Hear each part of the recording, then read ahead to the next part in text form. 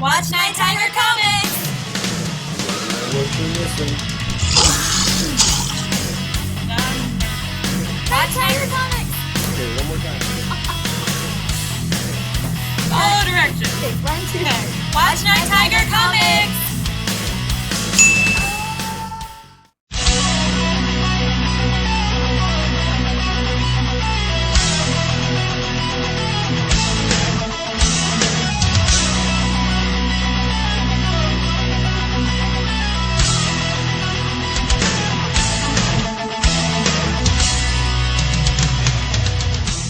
Welcome to another episode of Comic Book Classics.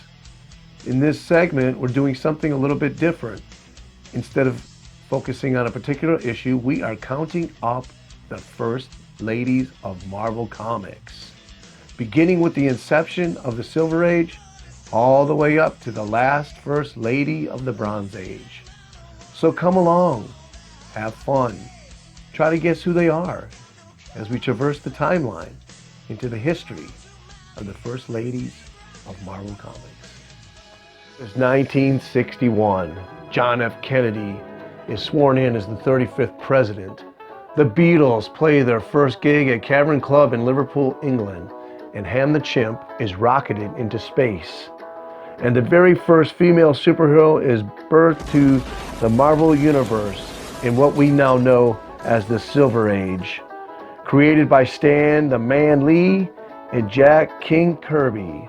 The Invisible Girl is number 23 on our list, and the fourth and only female member of the Fantastic Four, where Stan and Jack focus more on the dramatics of relationships and ordinary everyday problems rather than superhero bouts and brawls like super teams of the past. It wasn't until Fantastic Four number 281, August 1985, that John Byrne finally gave Sue Richards her due by changing her name from Invisible Girl to Invisible Woman and upgrading her powers to their full potential. March 1963, we see our number 22 first lady on the list, the Wasp. First appeared in Tales to Astonish, number 44, created also by Stan Lee, this time Ernie Hart and also Jack King Kirby. She could shrink to the height of several centimeters, fly by means of insectoid wings, and fire bioelectric energy blast. She went on to become the only female founding member of the Avengers.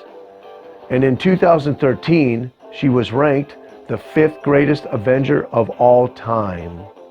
Later that year, in September of 1963, we find our number 21 on the list, Jean Grey, the character who has been known by many aliases such as Marvel Girl, Phoenix, and Dark Phoenix. Another creation of Stan and Jack Lee, she was also the only female member of the Team X-Men, appearing in issue number 1. A powerful mutant born with telepathic and telekinetic powers that manifested when she witnessed her childhood friend being hit by a car.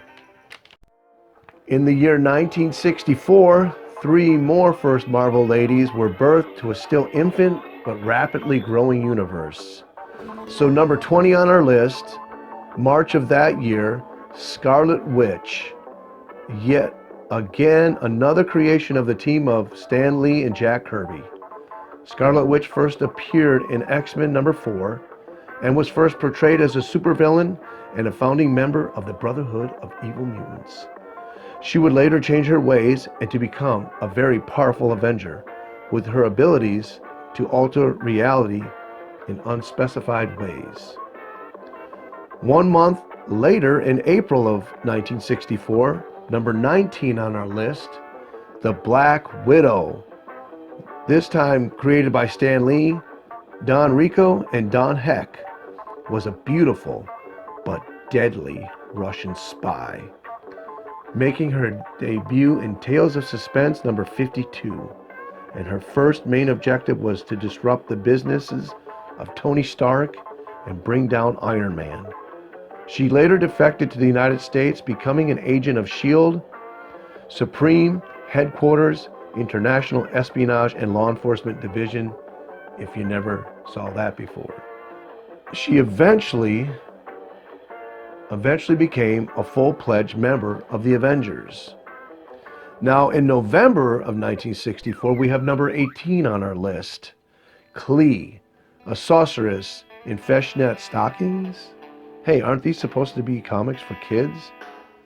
The lover and disciple of Doctor Strange, Klee first appeared in Strange Tales number 126. Created by Stan Lee and Steve Ditko, she was the daughter of Umar and the niece of the demonic tyrant Dormammu. In 1965, Stan and Jack were in full swing as papers were flying off drawing boards and out of typewriters, and out of this frenzy came the Inhuman race, and with that, 2 more groovy Marvel First Ladies. And in March of that year comes our number 17 on the list, Madame Medusa as she was first known. Preceding the whole Inhuman race, she first appeared in Fantastic Four number 36 as part of the Frightful Four, and also part of a plot to kidnap the ever-loving but bashful Ben Grimm.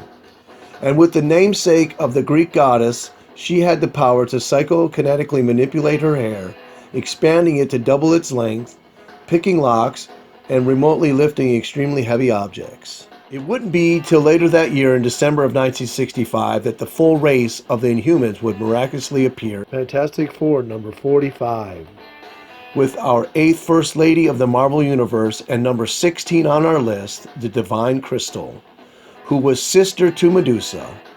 She could sonically control all 4 classical elements, earth, fire, air, and water, and she was the very first in the Marvel Universe to ever be called an Inhuman.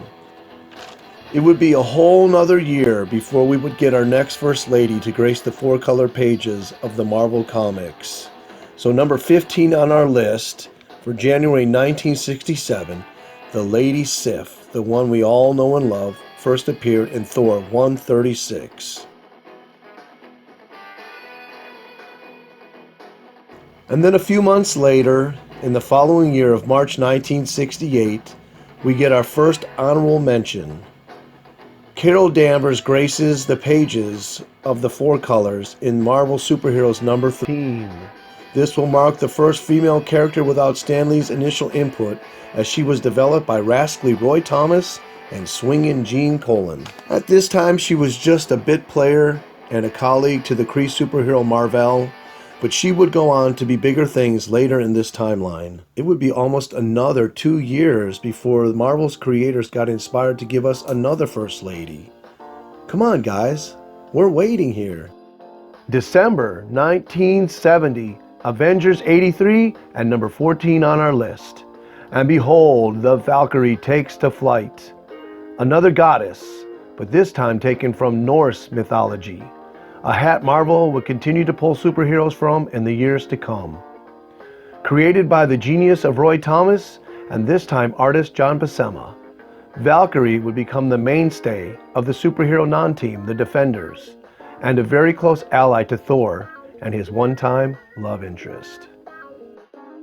It would once again be another few years before the First Lady embers were stirred, but this time the fire would grow just a little bit hotter. The early 1970s began to see a rise in the women's movement as it marched across the country, as well as TV news hour screens, perhaps creating the climate that was right for Marvel to finally give some First Ladies actual solo titles. At the tail end of 1972, we see the release of what would be called the trio of solo female Marvel books, aimed specifically at a female audience and written by them. It would seem at the behest of Roy Thomas himself. It seems, according to Roy, that Stan already had the names of the 3 titles and the characters before he gave the go-ahead.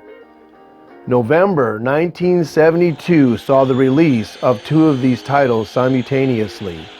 Number 13 on our list is Night Nurse number 1. And I included this title for 2 reasons. Night Nurse just sounds like it should be a really cool superhero name. And secondly, Linda Carter, Student Nurse, the previous title, predates Fantastic Four number 1.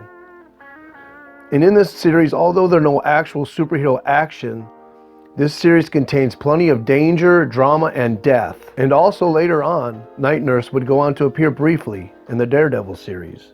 Also in November 1972, number 12 on their list, The Claws of the Cat, created by Roy Thomas and Wally Wood, written by Linda File, and drawn by Marie Severin. Severin recalls that I tried to keep the cat's costume from being anything but revealing, but Wally Wood tried his best to undress her, using all his inking techniques to tighten her clothing. And in the next month saw the third installment of the female solo titles with our number 11 on the list, Shauna the She-Devil. Wait a minute, wasn't there another female character using that moniker? Shauna was created by Carol Serling and George Tuska, but not the name, right, Stan? If rumors are to be true, George just couldn't cut it, and it was replaced by Ross Andrew with issue 2 so that they can make Shauna look much more attractive. Wait, I thought this book was aimed at younger females. And Roy strictly instructed Carol to make this book more prone to the times by giving it more violence than any Jungle Queens of the past. Way to go, Roy. But sorry to say, the books didn't do quite as well as they thought they would. Night Nurse only lasted 4 issues. Same with The Cat. And Shauna the She-Devil actually made it to 5 before all were canceled due to poor sales. But that didn't keep Marvel from creating many more First Ladies, but it would be several more years before they would publish another solo female title. Well, moving on to 1973. The first month, January, sees our number 10, Moondragon, as Madam McEvil, first appears in Iron Man number 54. A very powerful telepath, master martial artist, minor telekinetic, and highly skilled genicist. And her most notable characteristics are a shaved head and achieving excellence in virtually every area of human accomplishment. Sounds like the perfect girlfriend, huh, guys?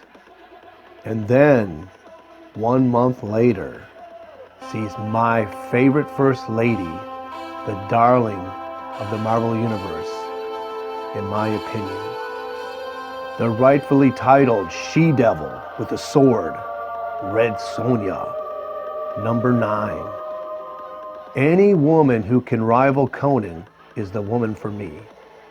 Created by Roy Thomas and Barry Windsor Smith, she was inspired by Robert E. Howard's characters Red Sonja of Rangantino and Dark Agnes de Castillon. And her debut, the coveted Conan number 23. 1973 seems to be the year of the babes, because in June, number 8 on our list is Mantis, ranked 99th in Comic Book Buyer's 100 Sexiest Women in Comic Books list. Created by Steve Englehart, and he used her in 3 other companies over the years as he changed employment and then brought her back to Marvel. She has one complicated origin and backstory, so I'll leave it up to you to track down her first appearance in Avengers 112 and catch up on that. In July 1974, 1 year later, one of our First Ladies gets a revamp, and the cat becomes Tigra, the Werewoman, debuting in giant-sized Marvel Chillers number 1. And Tigra, in my opinion, may be my second love after Red Sonja. She loses the full body suit and gains fur and a bikini. Wow. Tony Isabella recounts that they weren't given much lead time on the publication of this book. And with the help of Gene Kane, Don Perlin, and John Romita Sr., they had the look and the concept for Tigra done in 1 day. And credit goes back to Roy Thomas for her name. Thanks, Roy. We just need to build a shrine to that Roy guy. Well, due to the fact that my research was incomplete at the time that I took on this project, the next 2 First Ladies can only be considered honorable mentions in this list. As we move to the end of 1974 in November, we get our honorable mention Colleen Wing. First appearance, Marvel Premiere number 19. Descended from a family of samurai, she avenges her grandfather's death with the help of Iron Fist, and later would form the crime-fighting duo with our next honorable mention, called the Daughters of the Dragon. So now, as we leap into 1975, March to be exact, our next honorable mention is Misty Knight. Created by Tony Isabella and Arvil Jones, she made her first appearance in Marvel Premiere number 21 and has the honor of being the very first black superhero without any superpowers.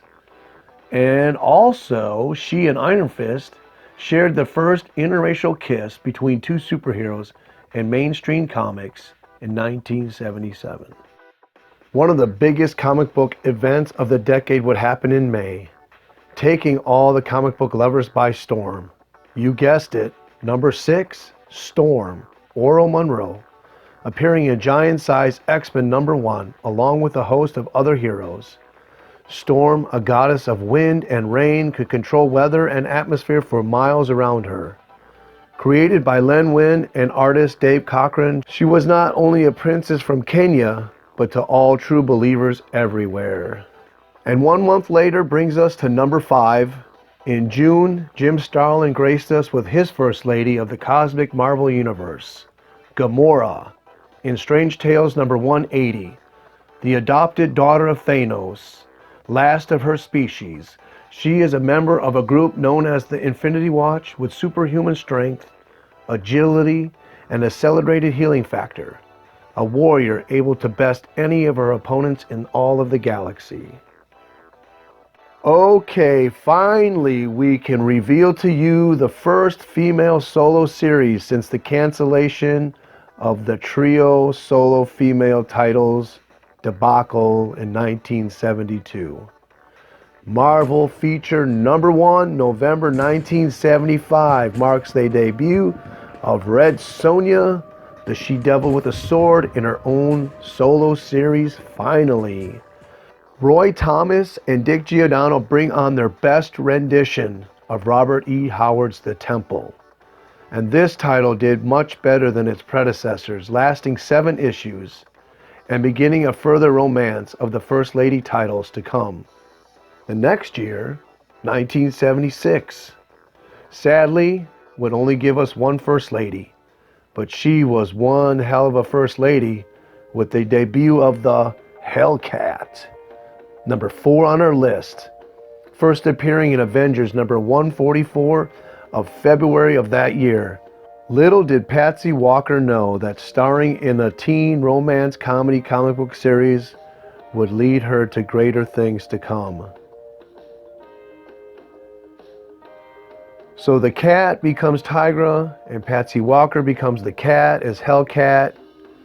I think I can remember that. According to Steve Englehart, The Claws of the Cat, 1972, was originally supposed to be called Hellcat.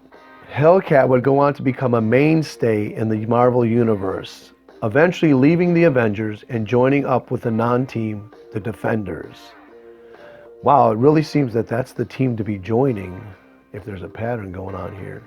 And so now, 1977 rolls around, disco's in full swing, and this year we would be blessed with not 1, but 2 Marvel First Lady solo series, along with a debut of another First Lady. Was the female comic book fan base growing, or were boys just getting hip to the fact that women make great superheroes? Okay, honorable mention. Right out of the gate in January, Red Sonja received her official self-titled series. The fantasies were over, and we could actually watch her tales unfold through the picture books, with Ray Thomas putting words in her mouth and in her head, and Frank Thorne gracing her movements and scenery. And then in January, a second female solo series? Things are looking good, true believers. Ta-da! Number 3 on our list, Miss Marvel number 1. Carol Danvers finally gets her due and is dubbed officially Miss Marvel. She receives her powers in the Captain Marvel title when an explosion merges her DNA with that of his. And she, like many of the aforementioned First Ladies, would eventually join the Avengers. Now, although the first series for this year were not first appearances per se, this next First Lady solo is, and it came 1 month later. February 1977, Marvel Spotlight number 32 and number 2 on our list, the very first appearance of Spider-Woman. I mean, come on, you know this was bound to happen. I'm surprised it took 15 years. Their flagship character, Spider-Man, was created. As you'll notice though, her debut was only in one issue, and that's because Stan Lee was worried that another entity might try to trademark the Spider-Woman name. And at this time, in the late 70s, television was starting to develop series from comic book properties, and Stan was hip to the fact that any characters they created would not be owned by Marvel Comics. Spider-Woman was created by Archie Goodwin and Marie Severin, and to all surprise of Marvel, this issue sold incredibly well, if that gives you any hints for future First Lady facts. But folks, or ladies and gentlemen, if you prefer, the bullpen this year was not done churning out lovelies. In the late summer of this year, we get a shiny new naked female android. Do you want to guess who it is? Avengers number 162 brings us another honorable mention with the smoking hot Jocasta. Created by Jim Shooter and George Perez and built by Ultron to be his companion. A la Bride of Frankenstein, anyone? But to bring her to life, he has to steal the brainwaves of Janet Pym. And Jocasta, knowing this will kill her, in an ironic twist of fate, summons the Avengers. And if you want to know the rest of the story, Marvelites, you'll just have to buy the back issues. So like we said, Marvel Spotlight number 32 was a smash hit. And what does Stan Lee do with smash hits? Why, he milks them for all they're worth, of course. So the following year, April 1978, we get another First Lady honorable mention, and we see the release of Spider-Woman number 1, and Jessica Drew officially gets her own title, and soon, a Saturday morning cartoon. That's how you know you make it in the Marvel world. But how did she get her powers? This seems to be a tough spider web to untangle. So Marvelites, this is just another one of those where you're going to have to track down the back issues and do a little reading yourself. Yep, another 2 years go by with nothing. But in 1980, we have our last First Lady on this list. February 1980 sees the release and the debut of She-Hulk, number 1, and her first appearance. And there you have it, Marvelites, or true believers if you prefer, the savage, sensational She-Hulk, the number 1 on our countdown, with the last First Lady of the first 2 eras of Marvel's history. Well, sadly this video must come to an end, but I can only hope you had as much fun watching it as I did creating it. But the good news is, here on my channel, video number 130, I cover the complete origin of She-Hulk. And also on video 133.5, I explore what would have been our next First Lady on the list, the Dazzler. So thank you again, Tigerites, for traversing this Marvel Comics First Lady timeline. And if you find that I have forgotten anyone on this list, please feel free to drop that in the comment section. And possibly, I'll have forgotten enough to cover a future video. Remember, watch Nighttiger Comics. You never know what you'll be missing.